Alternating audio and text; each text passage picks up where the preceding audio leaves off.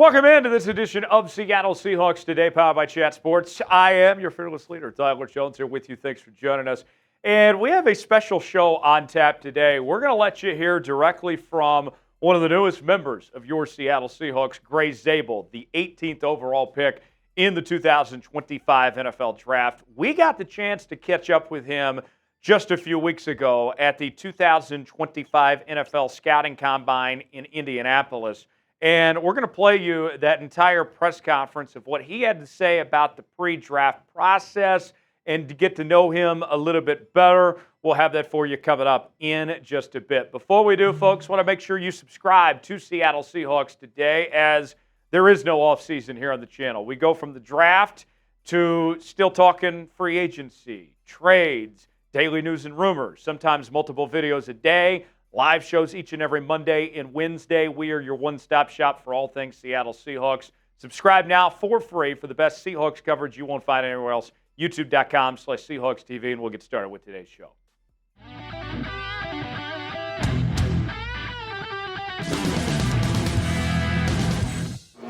Got your name out there a little bit more going into this process. Yeah, it was an awesome week down in Mobile, Alabama. Being able to play football again and get back in those shoulder pads was awesome, and I think that's just kind of the ability to go down to an all-star game and play football and kind of showcase who you are as a football player against that elite competition is super important in this process, and the Senior Bowl does it the right way down there, and had a pretty good week. Right, if you had an opportunity to be drafted by the Lions, there would be a potential that you would maybe have to kind of redshirt that year and flex in and out. Is that something that you're open to doing, or you just want to get out there and start immediately? Yeah, I think the mindset coming in is you want to learn as much as you possibly can and understand that there's a growth aspect going from college to the NFL. So when you kind of come into a new ball club, you want to learn from those vets and try and be the best player you can be and have an impact. And the competitor in me wants to go out there and kind of play right away and start playing football, because you never know when this game's going to be taken away from you. So, yeah, but understanding there's a process to becoming a good football player in the NFL. Have you had a chance to formally meet with the Lions?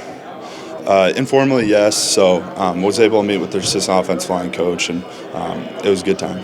Versatility is obviously a position versatility at this level. Yeah, it's extremely critical at the NFL to be able to play multiple positions. At the end of the day, I'm an offensive lineman. It just depends on what hand you put down, what set you take on the position you play, and then if you have to snap a football. So that's the big part about this process, is understanding that you never know what position you're going to have to play on any given week, and going out there and just being the best football player you can be is really critical. In your conversation with teams, has there been a position that really stands out that pros feel like they're going to play? Yeah, I would say offensive line. Maybe tight end. I don't know. I got pretty good hands, so we'll have to see. Have you met with the Buccaneers this week? Yes, I have. Yep. That was a formal interview. It went well. Really kind of got a pretty good buddy down there, so it'd be pretty sweet to meet back up with him. So 40 times tomorrow. I'm not sure. Hopefully kind of that 4.4, 4.5 range. No, I have no idea. We'll have to see. If you wound up with Ben Johnson in Chicago, he liked to do all kinds of stuff with Penei Sewell. Do you feel like you could be a quarterback if need be? Yeah. Well, I played quarterback till the 8th grade year, and then they kind of saw my body frame and said, go have fun on the offensive line protecting people. So I was a pitcher in baseball, so I think throwing a football is kind of a hidden talent of mine, and maybe a team sees that in me. You had a chance to meet with the Chicago Bears? Yes, sir. How'd that meeting go for you? It went well.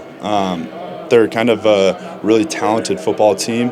I love their QB, love watching him play and make plays. I'm training with a buddy who played for him at USC, so being able to watch his highlights and understand how special his talents are is pretty cool.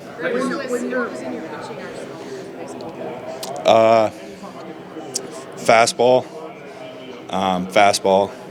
and maybe like a changeup or a curveball. So. How fast? I could throw it hard enough to get a little bit of chatter, but at the end of the day, it wasn't hard enough to really kind of take baseball as a route. What makes you the best in this class? Talking about position versatility,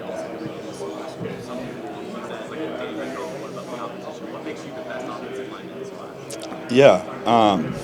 Yeah, I kind of got that competition aspect throughout this process, and then going down to the Senior Bowl and having a good week down there is just kind of goes to show that everyone puts on their shoulder pads the same way. Everyone bleeds red. Everyone wears a helmet out on that football field. So if you're a good football player, teams are going to find you, and being able to showcase something like that at the Senior Bowl is pretty critical for me. I think so. I'm not sure. I'm not sure. I think probably informally and stuff. So Have you it's talked good. to Cody Mount about kind of going through this process? What advice is he giving? Yeah, I think talking with Cody about this process is really critical. I love being able to FaceTime him and communicate with him. A lot of the times we don't even talk about football. It's just about the process and kind of the mental well-being as you go through these next few months and understanding that. But he's given me a lot of really good insight on what to expect and kind of how to handle situations. Yes, sir. Yes, sir. Graham, what kind of feedback have you gotten from your meetings in terms of where these teams might play? Yeah, the feedback's been really good. I'm not really sure I can give you a certain position because every single team kind of views me differently. And having that availability is kind of the best ability to have in this process, and understand that I'm an offensive lineman, I'm a football player. It doesn't really matter what position you play, it just matters where you line up, and you're going to have to block somebody at the end of the day. Do you have a thought as to what your best position on the line in the NFL might be? Yeah, I'd probably say offensive line. Yeah. Yeah, so Yep.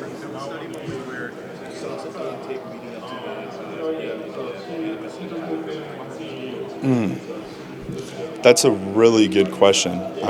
In the film study process going throughout the week, you try and break down football players, understand defenses, coverages, types of players that you're going up against. And I would say just kind of every week being able to find something about a defensive end or a defense that kind of makes that light bulb in your head go off, and you see something happening before it truly happens is really kind of one of those moments for me that I enjoy playing football. when you're scouting the other teams, how do you go about scouting yourself through that process? Yeah, I would say as you scout throughout the week, it's about 80% the other team and 20% a little self-scout. Understand maybe you're doing a tendency that you don't even know about and trying to fix that tendency. And because if you're able to see that yourself as you watch a football game, I'm almost positive defensive coordinators or defensive staff on the other team sees it as well. So kind of doing a self-scout every single week is super important as you move on throughout your career. How do you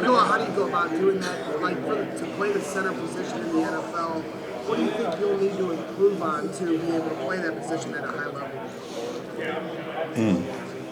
Yeah, I would say your football IQ. Being a center, you got to get all 5 of the offensive linemen on the same page and understand tendencies of the defense and understand that defenses change week to week, and being able to know what defense does, kind of what their motto is, what type of defense they want to play is super critical at the centerpiece. Do you think you can be vocal enough and have the right voice? A lot of times you hear from our other offensive linemen, he's got to be louder. Do you think you can be that loud guy?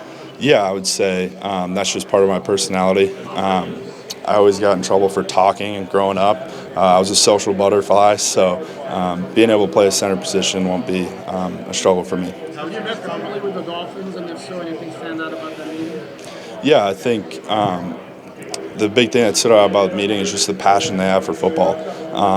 Super high football IQ in that kind of program or in that team. And throughout this process has been super cool to kind of see every single team and what kind of makes their ball club click. Yes, sir. Man, he's got a great outlook on life, happy-go-lucky type guy, and loved being able to kind of finally meet him, shake his hand, and have a meeting with him. So that was kind of a surreal moment for me. Yeah, absolutely. I was just texting Jalen. He was on a vacation in the middle of January, out on a cruise, I think. So I'm happy for him and his wife. And another guy that I just kind of lean on throughout this process. He had a tough road to get to the Seahawks, but I knew what type of person and player he was, so I had no doubt that he was going to find his way on a 53-man roster this past fall, and super surreal moment for him. Have you been able to talk this week? Yes, I have. How'd that go? It was a really good interview. Really liked their offensive line coach and their head coach and the program that they have, or the ball team that they have out there. So I'm excited to kind of get to know that. Have you been able to meet with the Colts and the line coach, Tony Sperano Jr.? I'm not for sure. Tony's a pretty hands-on guy. I think you'd remember it. Yeah. I'm not sure. Throughout this process, met with a lot of teams, and so just trying to remember everything has been a little tough for me. How would you describe your leadership style, and what does it mean to you to be a good teammate?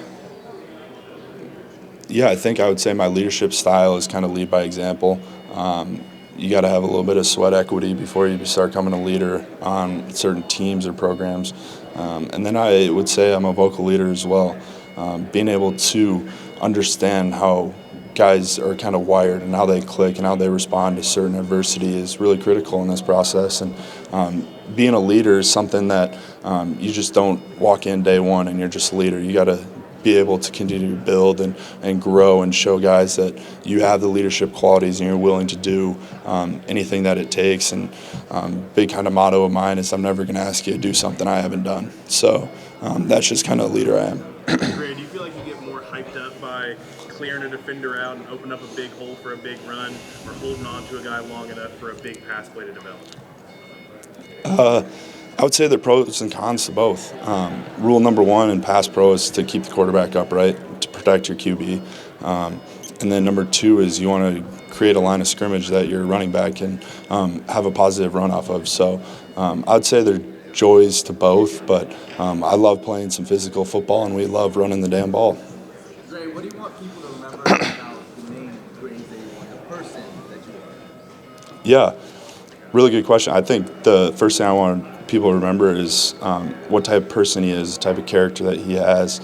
And then also on the football field, to understand he's a guy that's willing to do whatever it takes to make sure his QB stays upright and to keep the quarterback clean and protect that guy. Because especially playing left tackle this past year, you got the blind side. And understanding that role and kind of having that on your shoulders, it drives a human being to be the best that you can be, and understand that you're protecting the QB at all times. Grey with the Bengals? I'm not sure. Grey, who do you consider your top three O-line in the game? Top three offensive line in the game today. I would say number one would be Penei Sewell. Just the physicality he has in the run game is unbelievable. Number two would be Rashawn Slater out at left tackle. Guy that was told he had too short arms to play out at tackle, but has continued to play at an all-pro level every single year.